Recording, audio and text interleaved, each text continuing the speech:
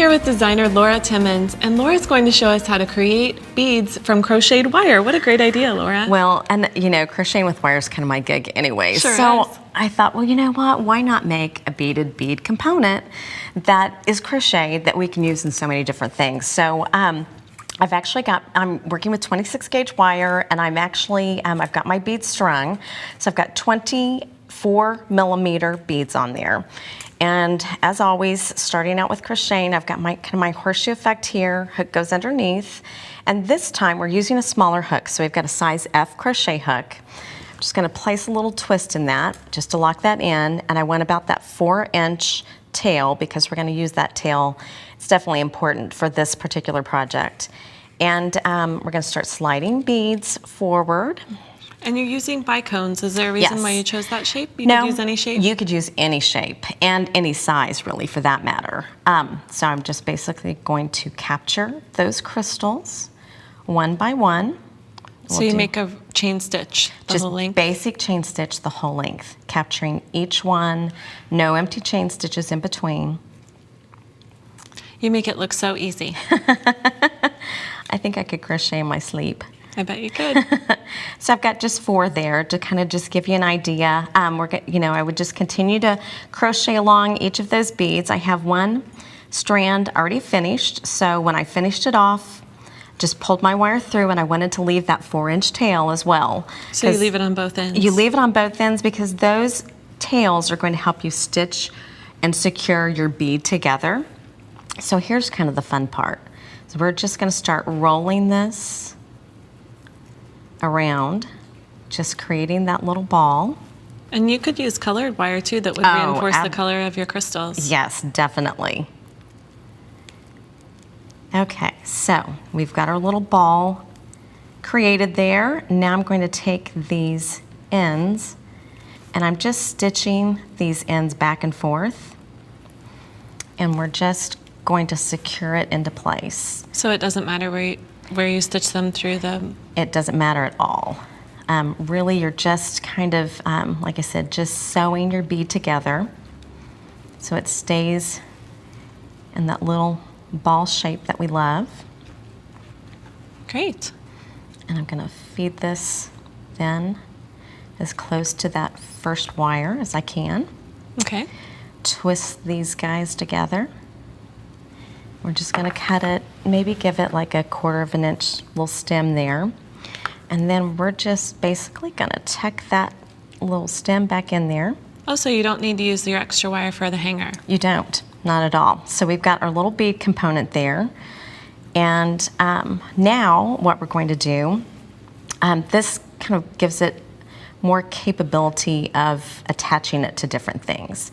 Now what I love too is you can actually feed wire through here, and I've got a piece that I'll show you later that actually has these balls all crocheted through them. Oh, okay, so you're just using a head pin. Yep. And the 2 beads that are the same size and color. Just basic head pin, and Great. I just need to grab round nose pliers. I'm just doing a simple wire wrap on top of that bead.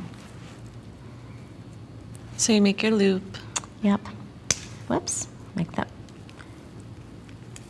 little simple loop there. Trim it up. Yep, make sure I don't, always cut down into your bead mat. We don't want you any, don't want your ends to go flying. Nope, or cracked glasses or anything like that. Right. Okay, so we've got our bead components made, so we're going to attach them to our chain base that we've got here. We're just gonna take our little jump rings here, and always remember when you're opening up a jump ring, you always wanna go front to back instead of opening it up to the side, because that challenges the wire and actually kind of weakens your jump ring a little bit. So we're going to add it onto that jump ring and then attach it to that chain. Cool. And close it up basically the same way. And you can kind of hear, in fact, I learned this from you. The I love click. this little click. I know. I'm like, that is just brilliant, It's my Katie. tip of the century. I didn't make that It's up. the best. Well, it's a good one though. It's still, it works out great. So I'm going to continue to add all these fabulous little bead components we've got to our chain. Yeah, and I like the way that you added the ring too. The oval is great. You know, any way we can add more sparkle is always a good thing. Definitely. And of course, you can go along and add a lot more crystals, wire So wrap you just crystals. add them evenly spaced? Yeah, just evenly spaced along the length of your chain. We've got our lobster clasp, of course, at one end, and then just like a little loop at the other end, so it's easy to attach. Sure. And these are pretty too with the 6mm bicones, so that would give you a little bit bigger bauble there. A little bit more oomph with our crystals there. We've got a little bit larger crystals, so it's going to create a little bit bigger ball. But you could also, and I think those were probably done with maybe 15 bicones, but you could use 20 or 25 bicones and create a much larger component, which would be a great focal point too for a necklace.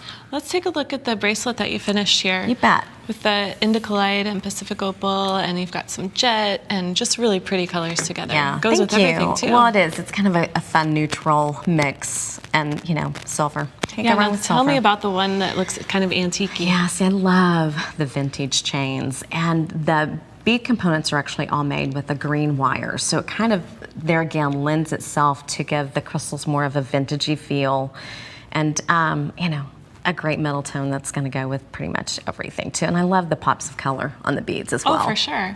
Definitely, and that, you're right, it does have a really vintage feel. And what about your earrings here? Well, there again, it's a bead component, so you can use it to create a fun, great pair of earrings that's going to give a little bit of movement. And then, of course, we've got our fabulous necklace too, that you can continue to add those beads components in, crochet them right in to, just use it as you would any of the rounds or bicones. Yeah, and crochet could be used so many different ways. Do you use the same wire gauge for all of these projects? Are they all 26 pretty much these here? The necklace is done with 28 gauge. Oh, it is? Yeah, but for the beads and bracelets typically too, I'll use 26 gauge. It's a little bit heavier, a little bit sturdier. So I think with the goodness great balls of wire, it's nice to use that 26. It gives it a little bit more shape to the ball too. And before we go, we have to take a look one more time at your fabulous necklace. That is amazing. So this is all crochet and twisted together. It is, definitely. Beautiful. Tons and tons of gorgeous shimmering crystals in there. That's right, just add more. More is more. More. It's all twisted together. I love it. Thank you so much, Laura. Thank you.